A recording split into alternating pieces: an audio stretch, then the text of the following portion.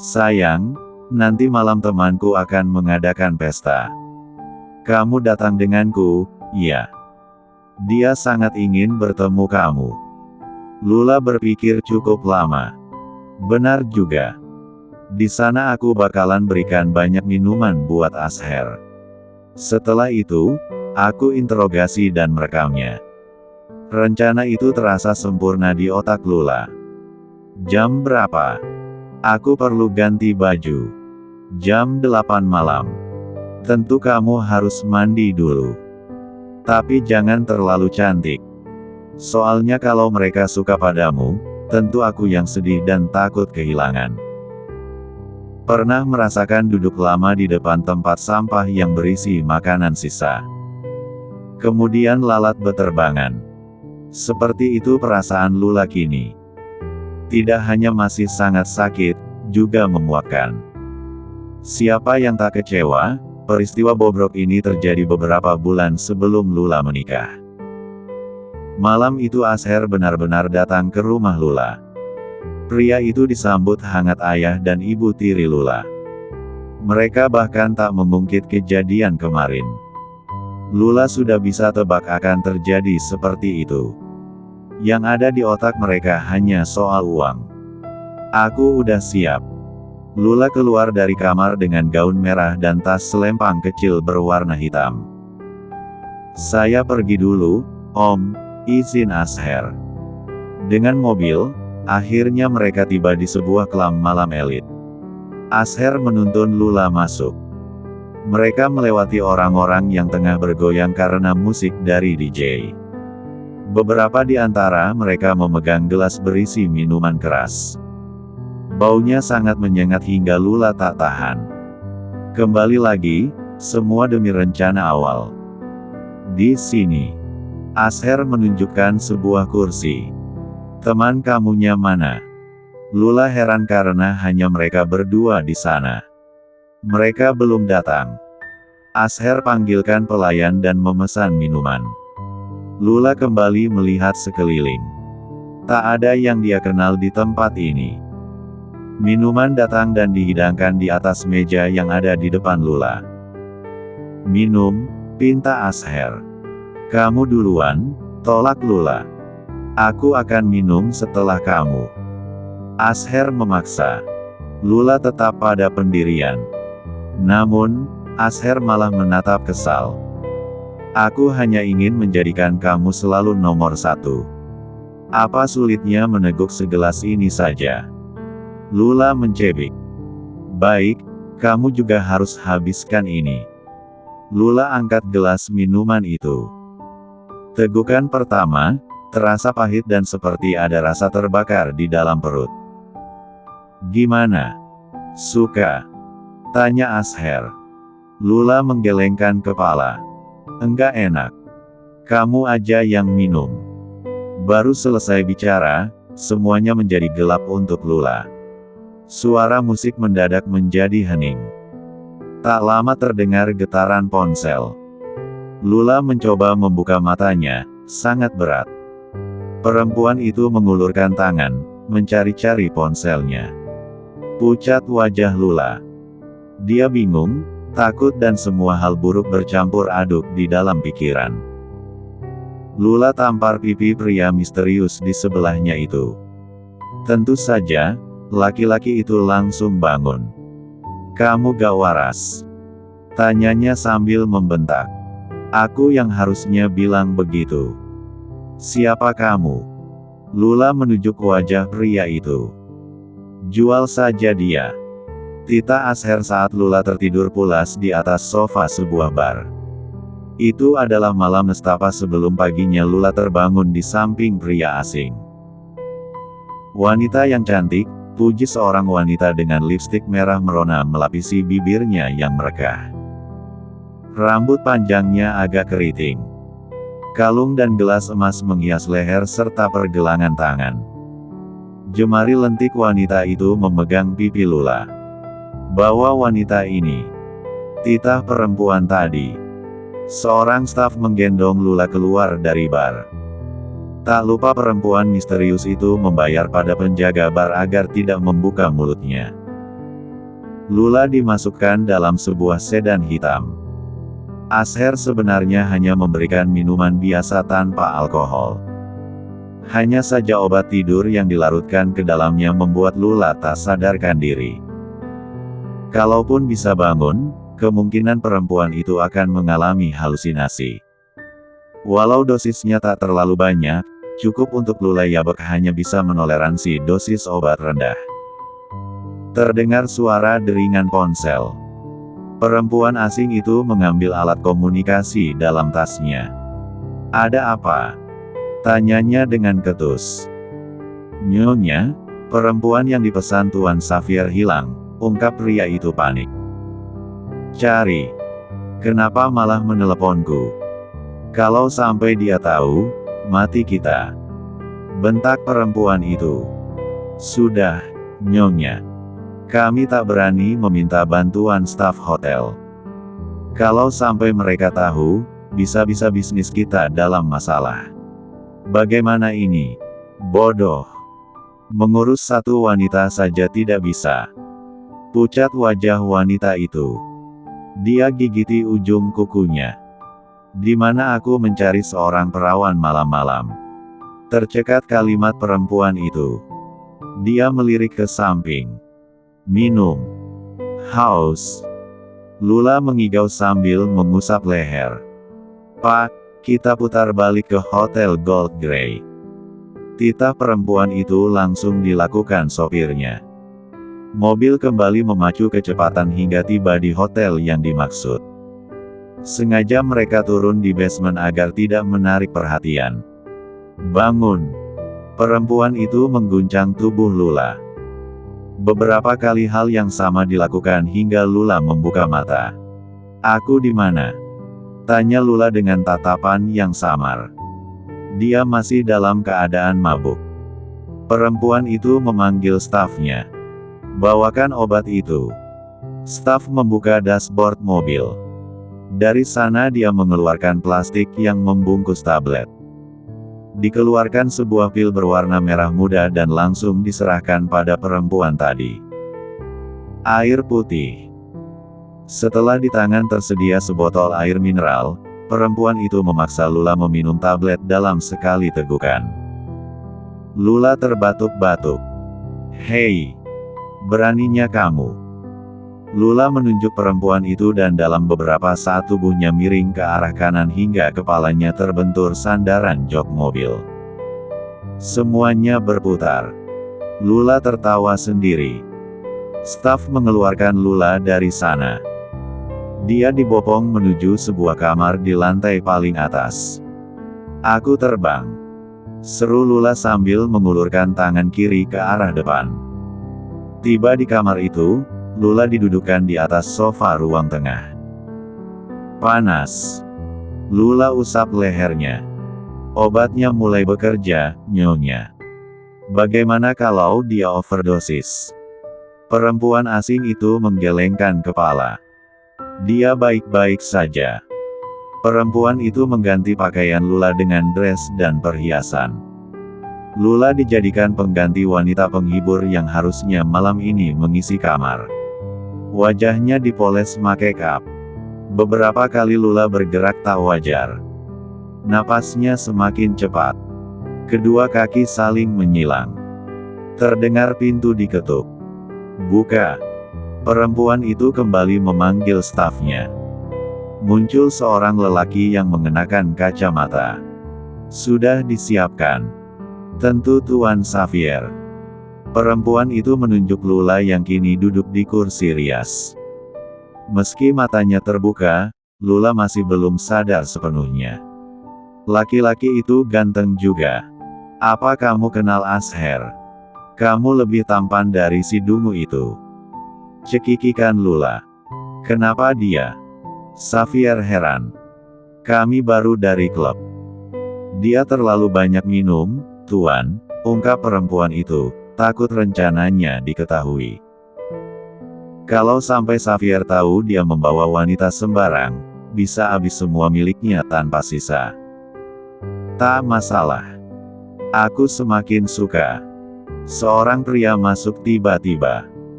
Semua orang di sana menunduk hormat.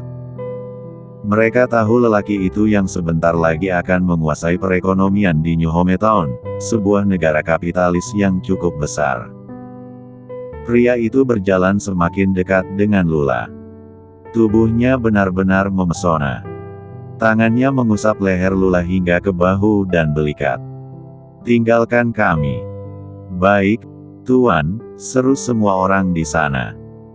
Pintu berdebam, tanda kini hanya Lula bersama pria itu. Asher turun di parkiran apartemennya. Dia lepas jas dan jinjing hingga ke rumah. Rupanya pria sudah menunggu dengan cemas di ruang tengah. "Gimana rencana kamu?" tanya pria tak sabaran. "Berhasil. Kita tinggal pastikan Glenda tidak melepaskan Lula," jawab Asher sambil duduk dan mengusap wajah. Ada rasa bersalah, tapi Asher tak punya pilihan lain. Jika dia tak melakukan ini, tak ada alasan untuk meninggalkan Lula. Kalau orang tuanya mencari gimana? Ibu dan ayahmu sudah pasti akan bantu. Lula calon menantu kesayangannya. Belum Bella. Mulut perempuan itu patut diwaspadai. Pria sebenarnya masih menganggap rencana Asher buruk dan malah menimbulkan hal lain. "Yakin padaku. Aku sudah punya cara supaya Lula terpaksa tutup mulut." "Apa itu?" "Kamu enggak perlu tahu. Cukup lihat saja hasilnya nanti. Pokoknya nama kita akan baik-baik saja, sayang. Lebih baik kita rayakan ini." Asher berdiri, mengambil minuman di minibar dengan gelasnya. Mata pria terus mengikuti gerakan lelaki itu. "Asher, Lula itu wanita yang pintar." Pria memutar bola matanya. "Buktinya sampai saat ini, dia enggak bisa melakukan apapun pada kita. Artinya dia sendiri tak berani." Asher tertawa untuk menghilangkan perasaannya yang tak nyaman. Kini mereka kembali duduk bersampingan. Asher tuangkan wine ke dalam gelas. "Untuk pernikahan kita." Dia mengajak pria melakukan sulang. Pria teguk wine di dalam gelas itu. "Ponsel kamu berdering." Asher tersenyum. Dia punya ponsel lain khusus transaksi ilegal. "Ada apa?" tanya Asher pada penelepon. "Wanita itu sudah aku jual 4L pada seorang laki-laki. Aku akan kirimkan fotonya sekarang," jawab Glenda. "Baiklah. Kamu nikmati uang hasil penjualannya. Aku akan kirimkan kelebihannya besok." Asher menutup panggilan. Dia menatap pria sambil mengangguk. Pria berseru, "Aku mencintaimu, Asher." Di pagi hari, kedua manusia yang semalam bersembilan umul mesra malah saling bentak. Mata mereka bertatapan sangat tajam. Jelas sekali romantisme semalam berubah menjadi kebencian. "Aku sudah tahu trik wanita bayaran sepertimu. Kalian selalu bersikap begini untuk mendapatkan bayaran lebih," tuduh lelaki misterius itu. "Apa? Siapa yang menjual diri? Aku ini perempuan baik-baik. Tunangan dari keluarga kaya. Halo, cuci muka sana, kamu mimpi." Lula mengusap wajahnya. "Aku akan laporkan ini ke polisi," ancam Lula. Matanya memerah dan mulai basah. "Lakukan saja." Pria itu malah mengambil rokok dan menyalakannya. "Berikan identitas kamu."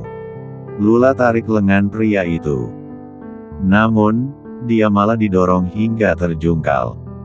Diusap punggungnya yang terasa nyeri. "Tugasmu hanya menghiburku. Setelah itu pergi dengan tenang. Aku tak peduli siapapun kamu. Jika berani membuat masalah denganku, habis nyawamu." Lula tak percaya awalnya. Sampai sebuah senjata menempel di kening. "Bawa uang itu dan menghilang selamanya dari pandanganku." Ucapan pria itu seperti belati yang langsung membuat sayatan dan memutuskan keberanian Lula. Sekujur tubuh Lula gemetar. Tak disangka, ternyata berhadapan kematian semenyeramkan ini. Bahkan mulut Lula terasa kaku hingga tak bisa mengeluarkan sepatah kata pun. Kalau dia berani melangkah lebih jauh, Lula hanya akan dikenang sebagai wanita asing yang mati tak wajar di kamar hotel. Rasanya ini mimpi buruk, dia tak percaya bisa masuk terjerembab dalam dimensi hitam seperti ini. Lula meraih pakaian yang dia pun tak tahu milik siapa karena tak dapat menemukan punyanya sendiri. Barang-barang itu berserakan di lantai. Saat berusaha bangun, Lula merasakan perih di antara kedua kaki. Dia tetap berusaha berdiri meski gontai. Beberapa kali mengenakan busana, Lula merasa sulit. Giginya sampai gemeretak. Saking tak konsentrasi, memasukkan kaki ke sepatu saja gagal berkali-kali. Ya Tuhan, lindungi aku, batin Lula sambil berdoa. Dia hanya punya itu untuk melindungi diri. Seumur hidup, Lula belum pernah melihat pistol secara langsung. Kini benda itu terlihat jelas di depan mata. Manusia mana yang tak ngeri? Terbayang jika pelurunya keluar, apa yang akan terjadi dengan kepala Lula? Setelah tubuhnya tertutup, Lula berjalan keluar, tak peduli rambutnya berantakan. Dia hanya ingin menyelamatkan diri dari keadaan ini. Terisak Lula saat keluar dari kamar hotel. Beberapa staf berdiri di sana. "Biar saya bantu, Nona," tawar seorang bodyguard karena saking gemetar dan sakit, Lula sampai harus berpegang ke dinding. "Jangan sentuh aku," bentak Lula. Dia hanya ingin pulang dan berharap semua ini hanya hayalan. Lula menekan tombol lift yang pintunya tak juga terbuka. Dia sempat bercermin di sana. Wajahnya seperti hantu yang sudah lama gentayangan. Sementara Asher pulang ke rumah kedua orang tua setelah dihubungi ayahnya. Dia berjalan ke taman belakang dan bertemu dengan ibunya yang tengah merangkai bunga. "Ada apa, Ma?" tanya pria itu. "Kenapa ponsel Lula tak aktif? Kamu ke apartemennya tidak?" tanya ibunya terlihat khawatir. "Tidak. Tadi malam aku lelah dan ketiduran," dusta Asher. Ibunya menyimpan gunting tanaman di atas meja sambil menatap tajam. "Harusnya kamu perhatikan tunangan kamu. Gimana kalau Lula sakit?" omel ibunya. Sudah pasti Asher tidak akan langsung mengungkap. Dia akan menunggu beberapa hari untuk membuat alibi. "Aku akan telepon dia lagi." Percuma. Papa juga gagal. Ayahnya Asher yang sejak tadi berdiri di samping gazebo datang dan bergabung dengan istri dan anaknya. "Aku akan ke sana kalau gitu." Terakhir dia bilang ayahnya ada di sana. Asher masih bersandiwara. Untuk apa? Laki-laki itu benar-benar tidak tahu diri. Lulaku yang malang. Sudah pasti dia ditekan ayahnya lagi. "Asher, kalau dia sakit, jangan suruh kerja. Panggil dokter langsung, ya. Tentu dia harus fit sebelum pesta pernikahan," nasihat ibunya Asher. "Jangan pergi dulu." Ayahnya memanggil salah satu pelayan. Asher menikmati teh yang disuguhkan untuknya. "Berikan ini untuk Lula. Aku dengar dia baru dapat promisi agar naik gaji. Calon putriku memang membanggakan." Pelayan memberikan paperback pada Asher. "Ini ginseng mahal. Kondisi tubuh Lula tentu nantinya kamu yang akan merasakan di malam pertama." Ayahnya Asher menepuk bahu putranya. "Baik." Asher mengusap lengan. "Aku yakin setelah semua terbuka, kalian enggak akan bicara begitu. Jangan lupa, saat hari pernikahan kamu nanti akan dihadiri tuan muda. Benarkah, jadi ketua benar-benar akan turun dari jabatan?" Asher menerka. "Tentu tidak. Tuan muda akan belajar dulu melihat kondisi perusahaan. Katanya dia pria yang cerdas.